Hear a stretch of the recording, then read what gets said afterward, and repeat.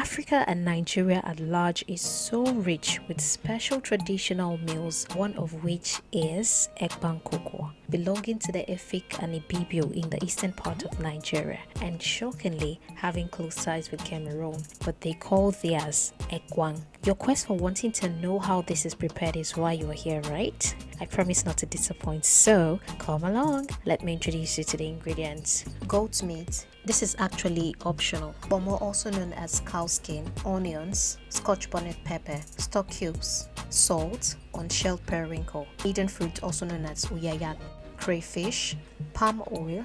I'll be using 2 types of leaf, curry leaf and scent leaves. Dried fish, any dried fish is fine actually, water yam and cocoyam. So I'll go ahead and season and cook the protein, basically goat meat and the kpomo, using very simple seasoning. Stock cube, pepper and onions. Add very little water. You don't need so much of water because you need your protein to be tasty, alright? So because I'm using a pressure cooker, that's why I'm adding very little water. Pressure cooker doesn't require so much of water. The steam does the cooking. Mix this up thoroughly and allow to cook till tender. I went ahead to peel and wash the water yam and cocoyam. Your water yam should be more than the cocoyam, say a ratio of 3:1, 3 being water yam, 1 being cocoyam. Checking on our protein, our meat is completely done at this point, so I'll just turn off the fire and set it aside. With a grater, grate the water yam and cocoyam. This is one of the taxing process, especially if you're cooking for a large number of people. But the trick is you can blend it. Yes, if you have a good blender, you just put it in the blender and add very little water. In fact, a blender that would not require you adding water. And voila, you're done. You don't have to go through all of this process.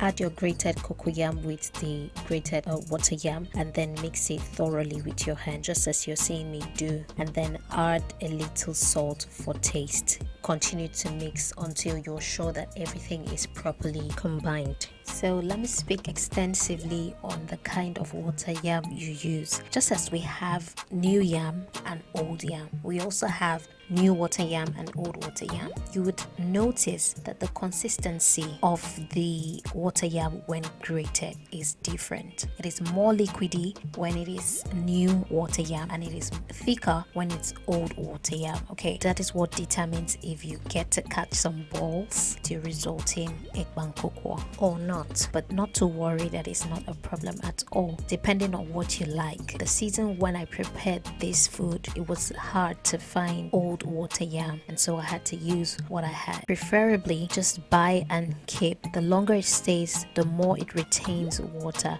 It's time to wrap the mixture. I'm actually using potato leaves to wrap today because that's what I had available. You can use spinach, you can use ugu leaf, also known as pumpkin leaf, but the original, which is the nkukwo, is this. This is what it looks like. I had just one beautiful one in my farm. It is like an unsprouted cocoyam leaf. It is known as nkukwo, therefore the name Ekpang Nkukwo. That is the original leaf that is usually used for this delicacy. But if you have any leaf from the ones I've mentioned, you can just go ahead and use them. So before you start wrapping the mixture in your preferred leaf, you want to start by putting some palm oil in a clean pot and then your already washed and cleaned periwinkle. This is how you wrap it. I told you before I'm using potato leaf. Depending on the size that you want, if you want yours very big, then you just have to cut your leaf big. You could use the whole leaf, depending on the kind of leaf you're using actually, and make sure it is covered properly, and make sure also that your wrapping is tight enough, alright, so it doesn't spill when cooked. Does this look rather stressful for you? You can prepare it without having to wrap it. I have a video where I did that. The video will pop up right now. If you have watched till this point in this video, kindly subscribe, hit on the notification bell so you'll be notified whenever I post a new video. Thank you so much. Like this video and you can share it as well. After you have completely wrapped all your cocoyam and water yam mix, proceed to add onion. Onion is actually optional. I just always like to add it, okay? And then your Scotch bonnet pepper, crayfish, and uyayak, also known as Aiden fruit. This is actually how I roast mine to intensify the flavor. Try it and you will testify. This is actually a way of bringing out the flavor of this traditional spice.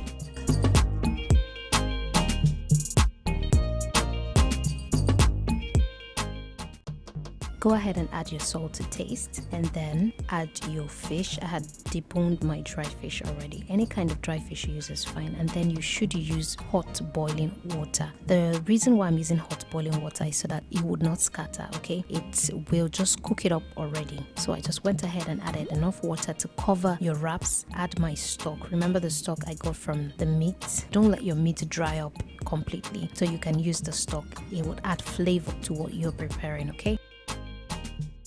Cover and cook until done.